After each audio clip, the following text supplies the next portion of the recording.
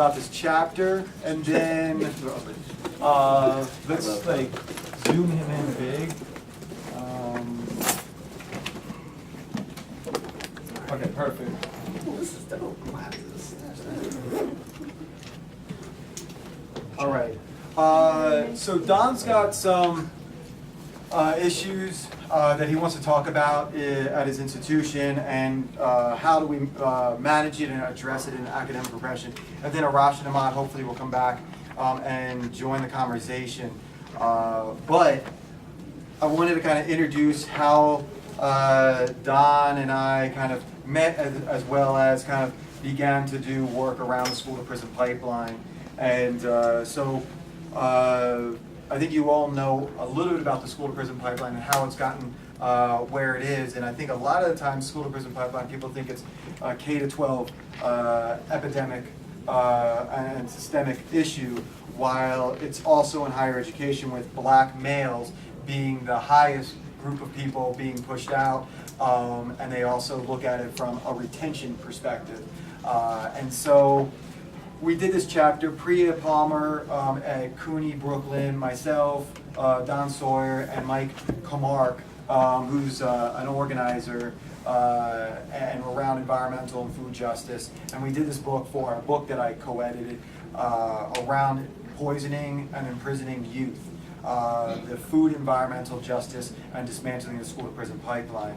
And we knew that, you know, MOVE organization, Black Liberationist, Cesar Chavez, and a lot of organizations have always addressed how people can't go to school if they don't feed their youth in a proper and healthy manner. And so, you know, some of the organizations we've kind of talked about were MOVE and the Black Liberation Army, the Black Panther Party, Cesar Chavez, and the United Farm Workers.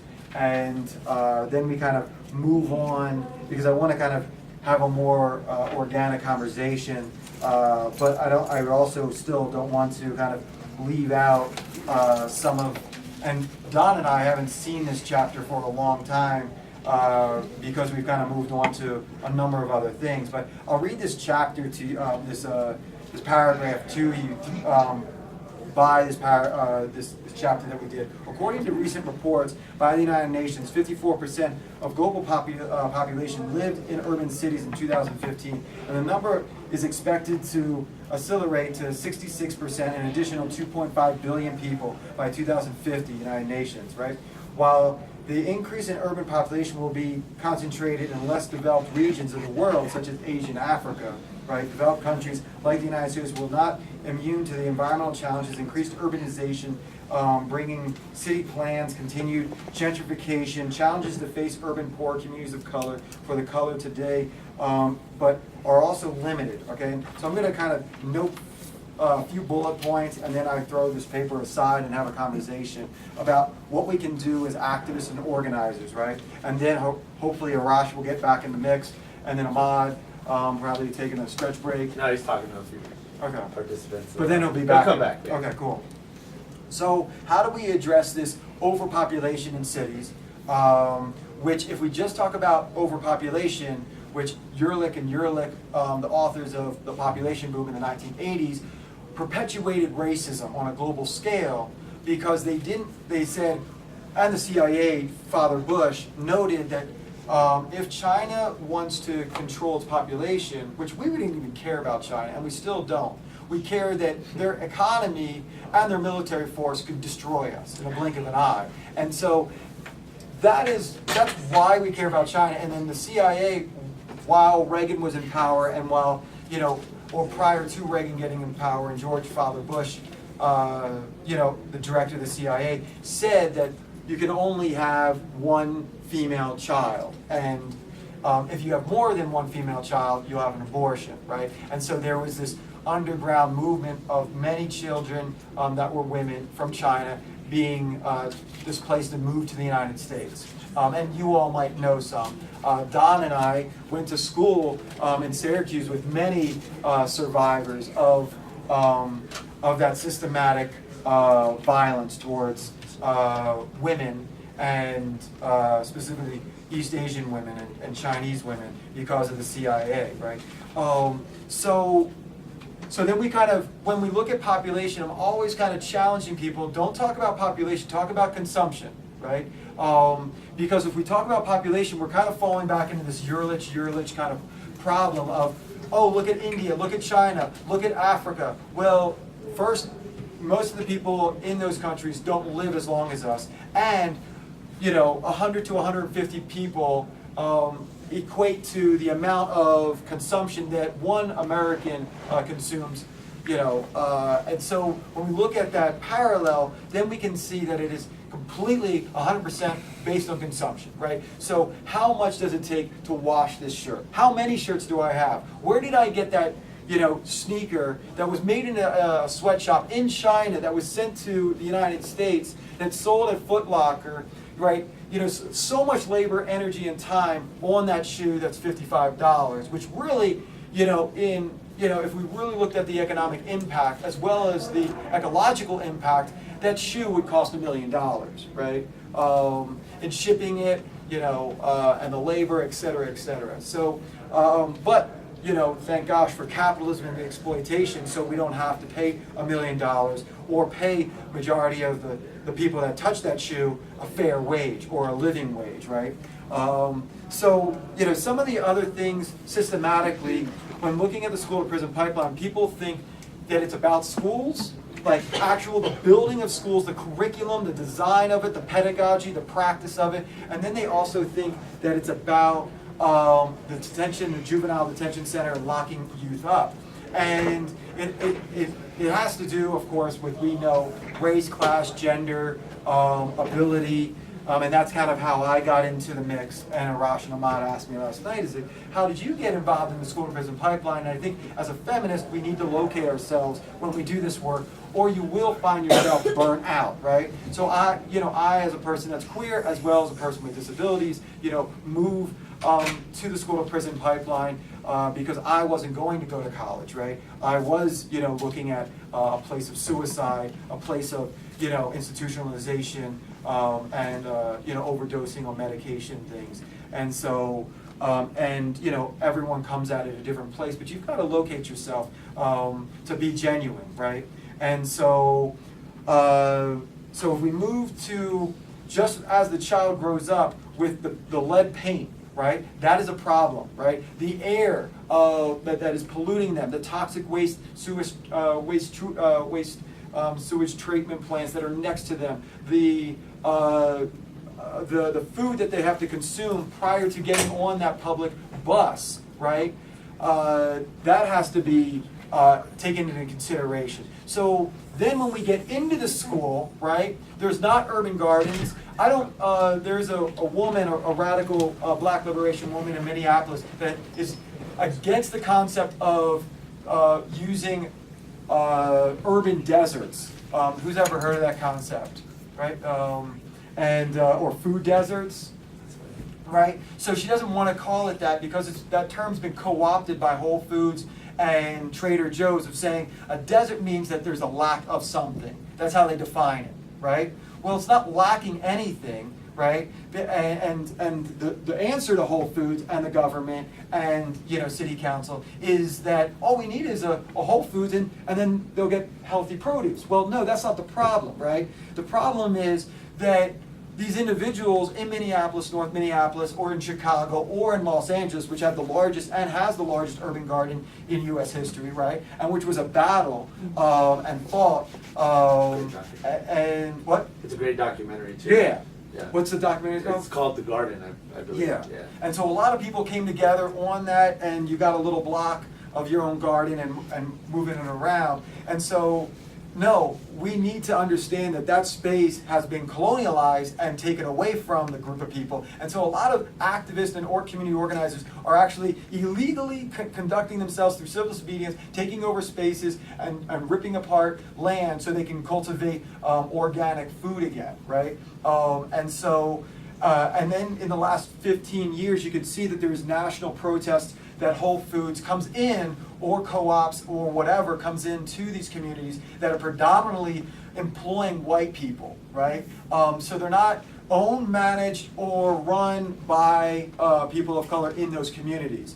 The money, as if we want to look from an economic perspective, the money, the black money, the money of color doesn't stay in those communities, right? So we see Lids or Foot Locker or all these shoe companies that go outside. So it doesn't touch 5 hands of color. It touches one hand of color, which is the leaving hand, and then it goes out. And so again, we see the economic damage of communities because they don't own their own things. And you think that this is not strategic. It has been going on since day one, right?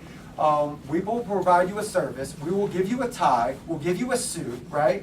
And you will look, act, speak, and learn and believe through this like white supremacist Christian belief that you are good, right, and you're successful, right, and this whole critique of the achievement gap, right, and I, through Save the Kids and a number of other organizations, the achievement gap is a socially constructed binary, right, so there's only one achievement, and the other achievement, even though that black kid had to jump on 3 buses, go through 2 gang territories, get a Hot Pocket, right, at the Walgreens, feed himself, right, dress his little sister, is less successful in the eyes of academia than this white kid that jumped on and into a BMW, ate an organic apple, dropped off by his ma that doesn't work because his father works, right? And then he goes to the same school he does, but he's 15 minutes late because the bus just broke down, right? Because buses are not maintained that well, right? And so he's now getting suspended, right? While this kid is now a gifted kid, which we have to look at these labels. Labels are for jars, not for people, right? And so, and that was kind of a term that came out of the Disability Studies program at Syracuse University, right? So we have to understand how all of this is perpetuated, and it's not just a school problem or not just a juvenile justice problem, and it's not going to be solved if we address and explain the achievement gap and address the quote achievement gap, which Arash and Ahmad were kind of speaking about, is that the SATs was constructed to specifically push out youth. So anybody that tells me that they work with youth and I listen to them for 15 minutes and they say, oh, at-risk youth, I'm like, oh gosh, you just got a problem. There's no such thing as an at-risk youth. An at-risk youth of having fun and being themselves, right? Like, no, these kids are pushed out, right? So then, like, at risk, we got an achievement gap. We've got a number of other labels that, like, are very much problematic and need to be, like, noted to a lot of people, right? Even, like, the concept of minorities, right?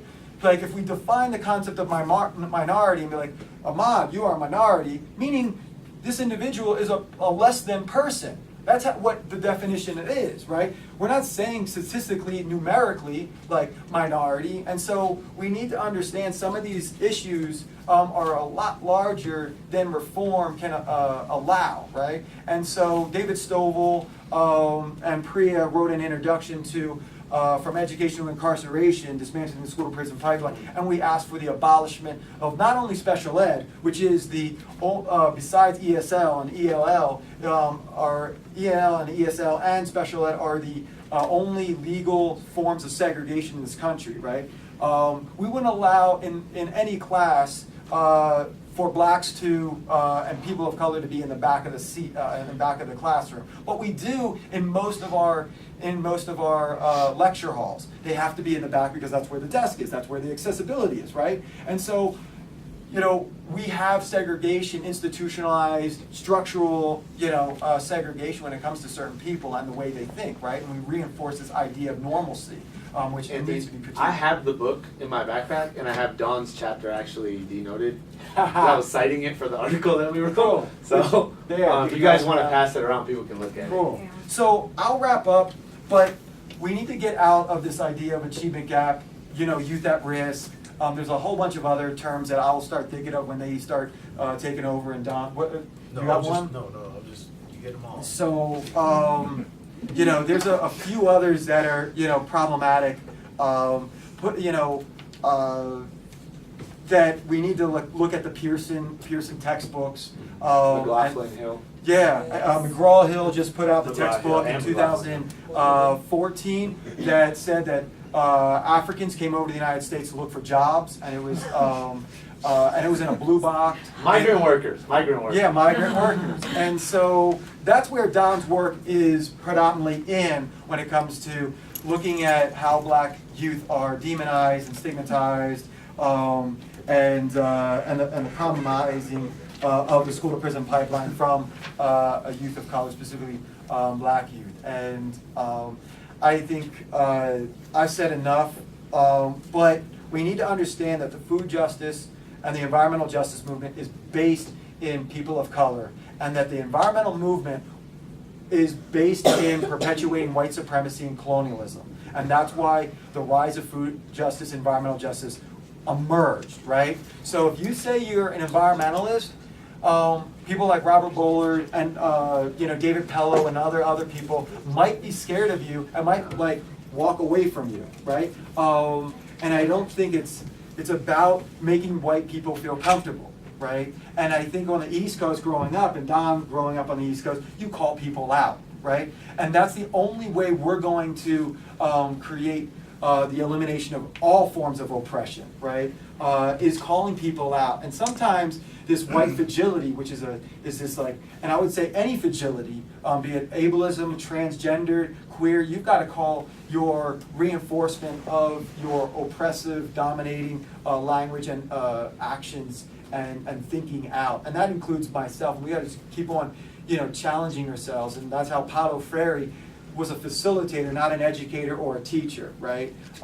And so, when we look at, the environmental and food justice movements, it really articulates how the school to prison pipeline is not just this 1 to 2 thing, but it's this larger systematic issue. And even though the book is expensive, we will make sure that that it's on PDF and places on the internet. But KRS-One, Public Enemy, MC Lyte, Tupac, Dead Prez, Nas, Lupe Fiasco, Mos Def, Immortal Technique, William, as well as Hip Hop Caucus, Grid for the Green, and Hip Hop for Change are just a few of the people that are talking about these things before academics have. And just like Rachel Carson, who noted Silent Springs and DDT in my book that I co-edited, Igniting Revolution, we note that it took a white person to justify and legitimize a major problem globally about DDT, while Cesar Chavez was speaking about it as one of his major platforms for the United Farm Workers. And actually, those chemicals were being sprayed on him and his family, while Rachel Carson, is now historically noted as one of the most profound intellectuals in the environmental studies movement, right? Like, so what did he get? He got DDT and cancer and died, right? And hated by the government, while she, was called the B word, no doubt, because we have to look at this intersectionality of sexism and racism in higher education, just like we have to look at Betsy, right? She did wrong as a police officer in killing, that black man just a few days ago. But we have to understand that the white man, the white able-bodied heterosexual Christian man, right, is perpetuating this oppression on many people. And that white male, able-bodied Christian heterosexual male will sell you down the river faster than you can even blink an eye. And that's what they did to Betsy, right? Not to say that Betsy did anything. Hysteria and uterus. Don't use that stuff that you don't understand. Right? Sorry. And we could talk more about that. I'll stop there. Don, if you want to talk a little bit about the chapter, some of the work, and then some of the stuff that's going on at your institution, North Dakota, etc. You've given me a whole hell of a lot, man. Oh, can you just end racism? Yeah. So I think when you said talked about how you come into a school to prison pipeline, I'm from a small town. I'm not sure if you heard of it. It's called New York City. So I grew up in Harlem, and the interesting thing, I was in Harlem about a month ago by the train station on Lenox Avenue, and I saw a sign right outside where people were doing construction, and it says Whole Foods coming in 2017.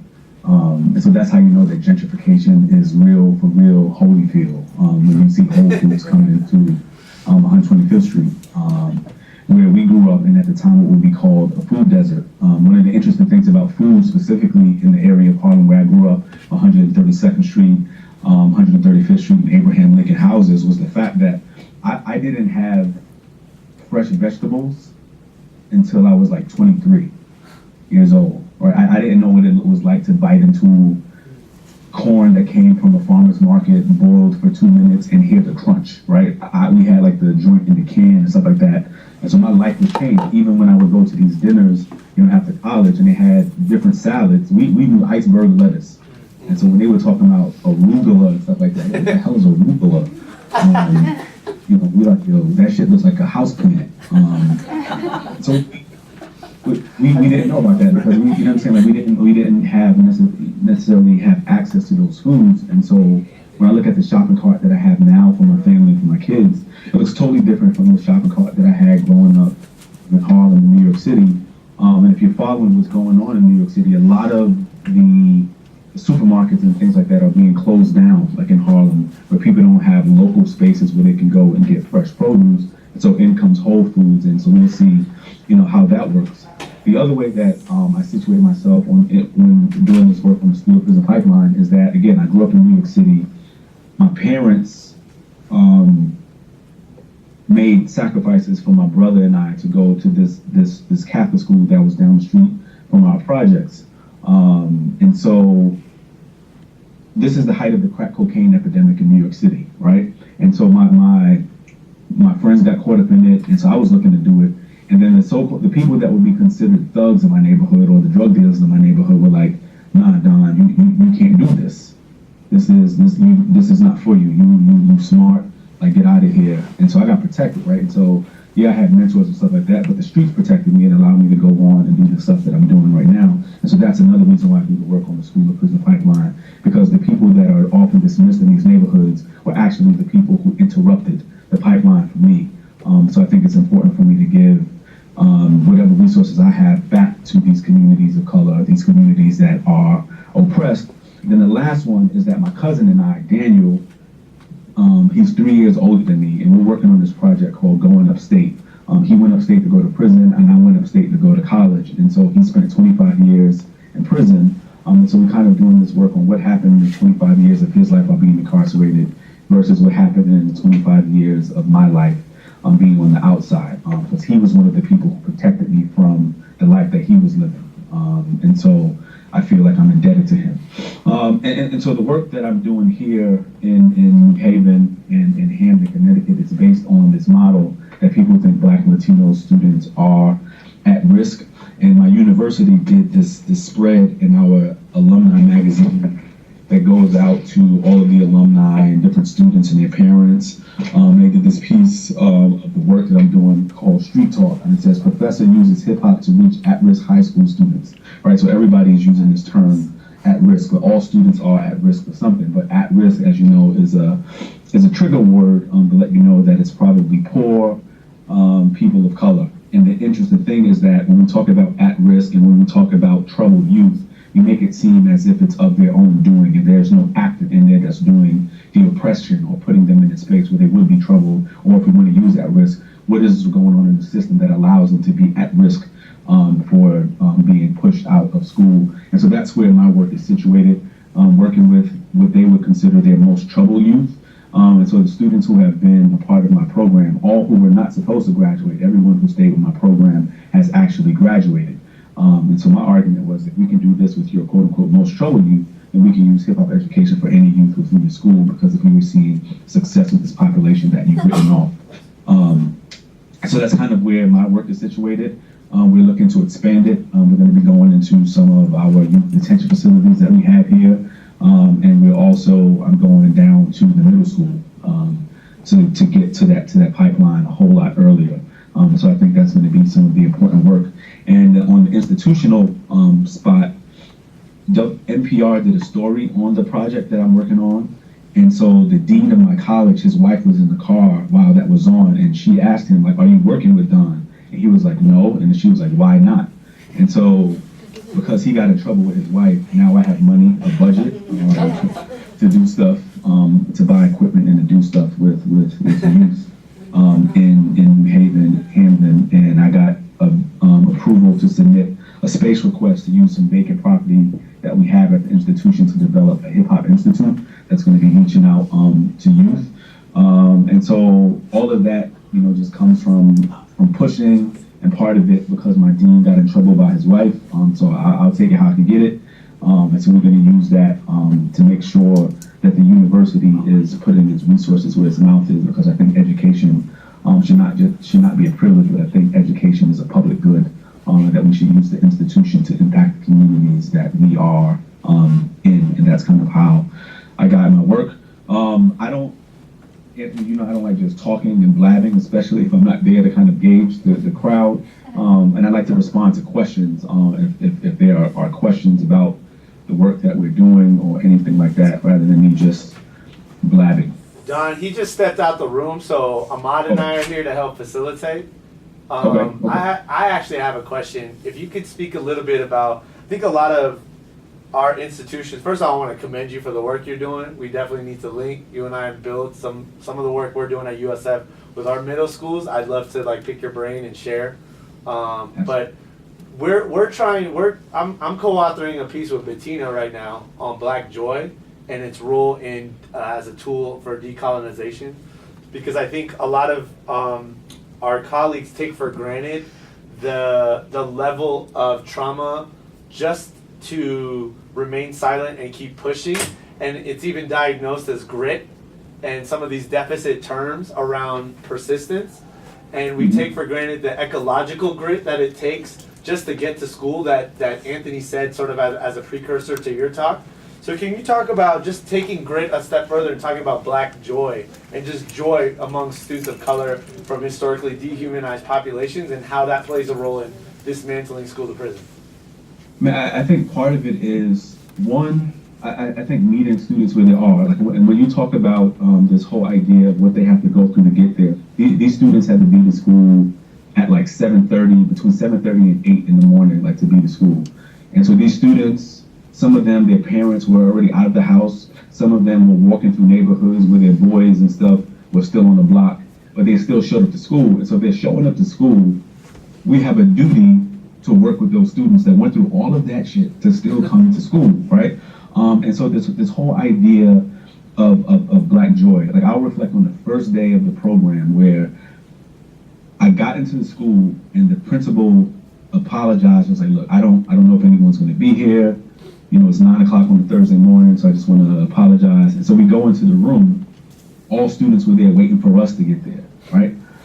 Within the first 15 minutes, we had the students in the cipher spitting verses, jumping around, laughing, and the teacher was like, I'd never seen that side of them. And then so my argument was, we've never created the space for that side of them to come out.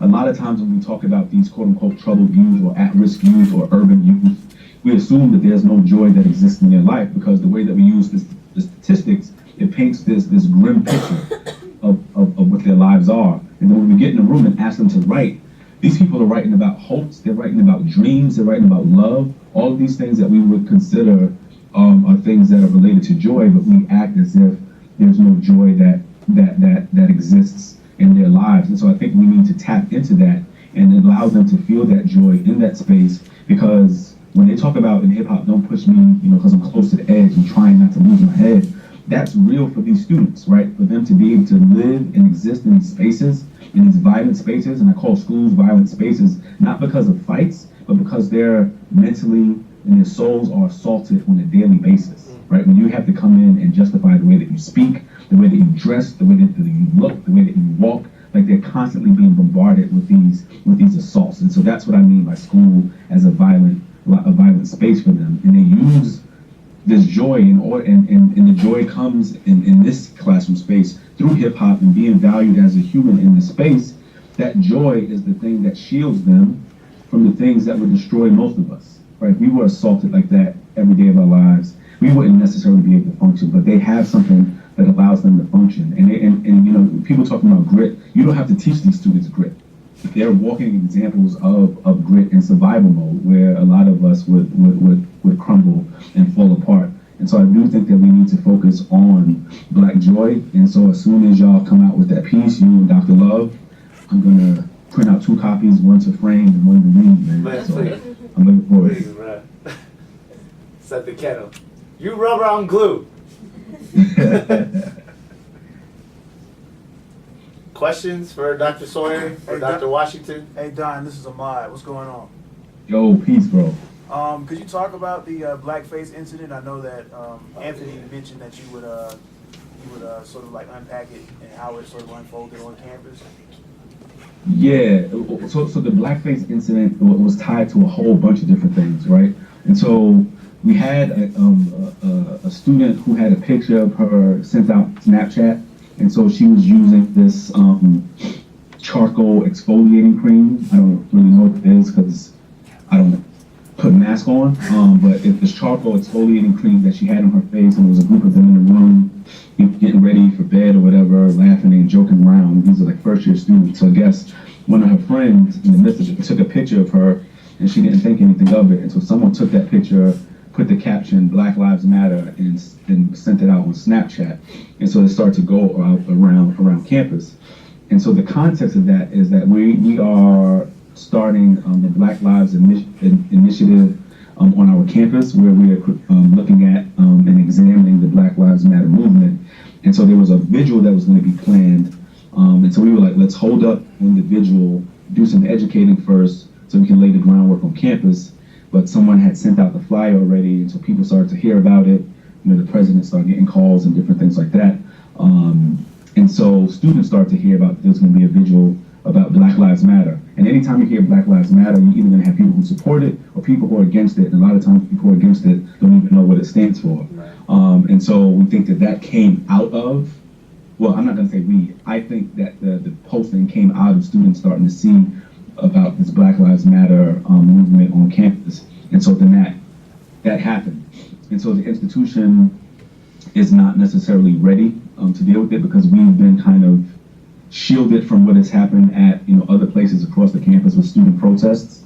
And so students organized a protest for yesterday that was going to take place during the university's open house, which was a beautiful time to do it.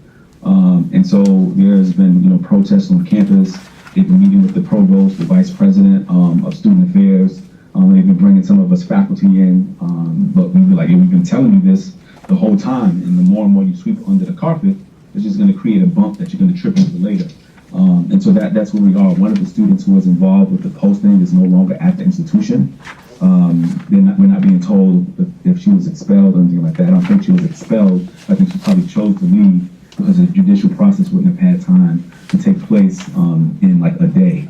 So the student is expelled, and so my concern is that the university doesn't say, see, she's expelled, problem solved, we can move on with our lives. That's the thing that I'm hoping that doesn't happen, because it's not an isolated incident. And this is what the students are trying to tell the institution, that it's not an isolated incident, that this is part of the culture.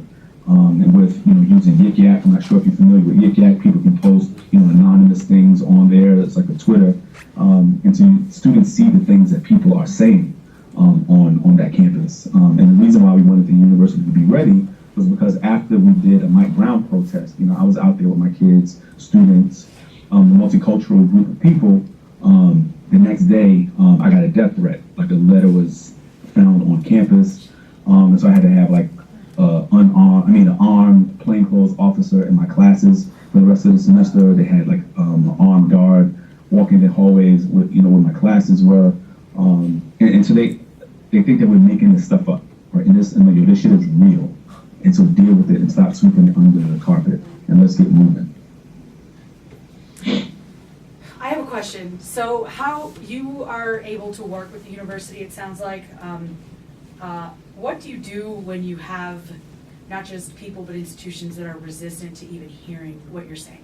So I'm an attorney, I was trained in negotiation tactics, persuasiveness. You kind of give somebody a little bit and you say, yeah, you're kind of right on that, but how about you think of it this way? And that's actually the most persuasive way to interact with somebody, or the best way to persuade somebody over to your side. But what happens when you're not even granted that space? When you're not even, for example, at my law school when I was there a couple of years ago, after we found out about the death of Freddie Gray, we were going to talk a little bit about police brutality. We had one of our female professors, she's a white woman, not a person of color, try to gather the three people of color professors that we had, and have a conversation with students, and the law school would not allow us to reserve a space on campus to have that conversation.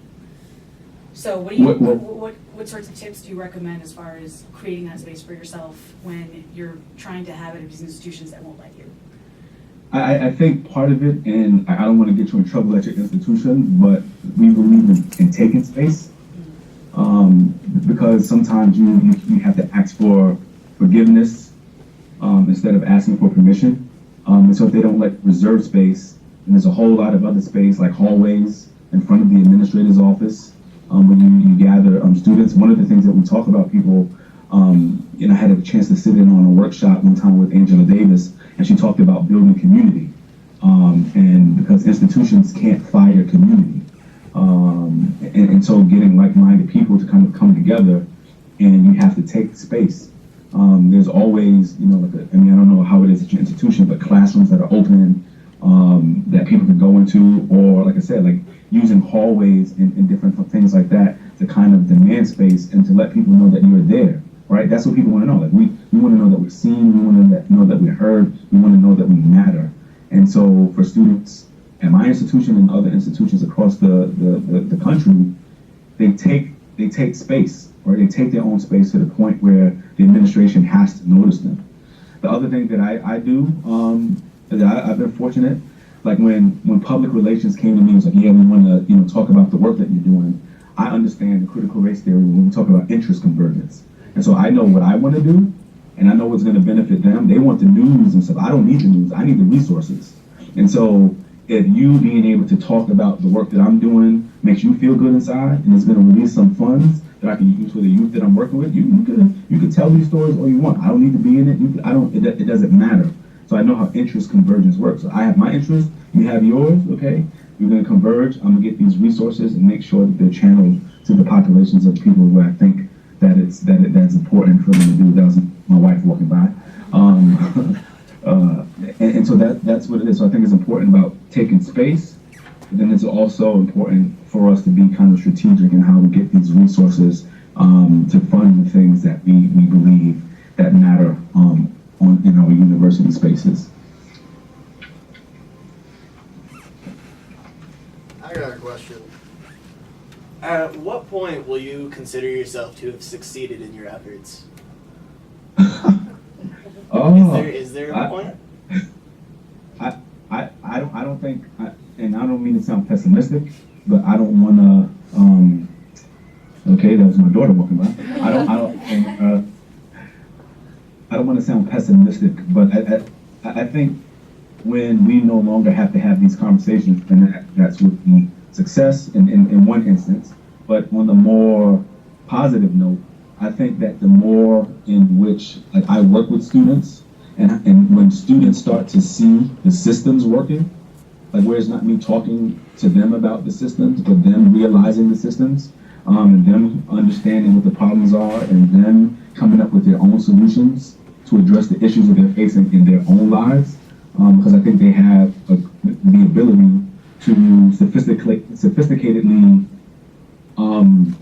describe and understand their lived conditions. And so once they are elevated, once they are using their rights and their voice to tell their own stories, that's how I measure my success in the lives of the populations that we are working with.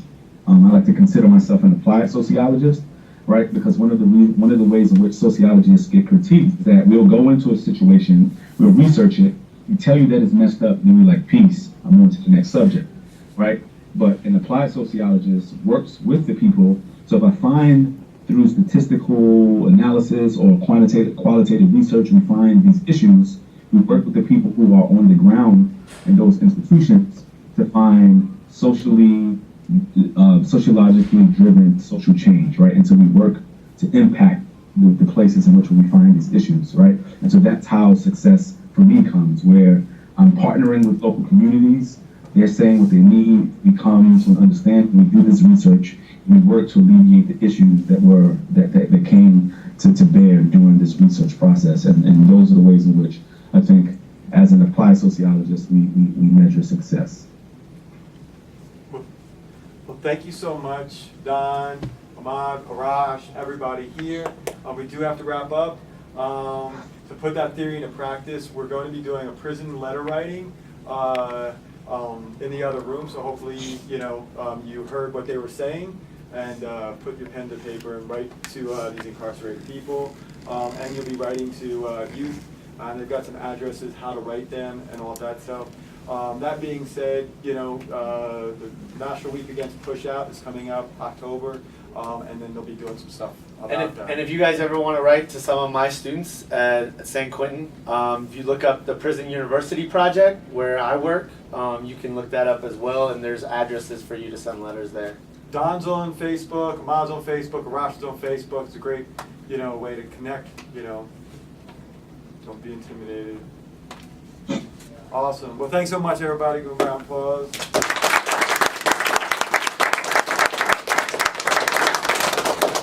Beautiful. Take a second break, whatever. We will be, there'll be a protest at 4. There'll be a hip hop show with a lot of people are driving their vans here to get to here from Albuquerque, and they're driving right now. So again, this is going to be an awesome thing. And then, make sure to write. They're beginning to write. Mumia Abu Jamal is the first person they're going to write. So if you don't know who that is, then maybe you should figure out who's one of the most amazing intellectuals of our time.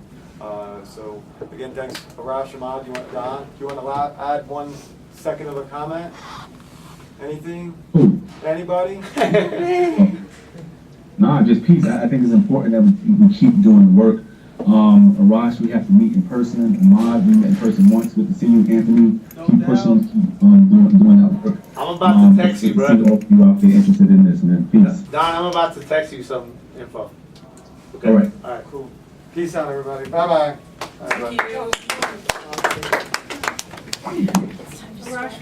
Stretch, and then in the other room, if you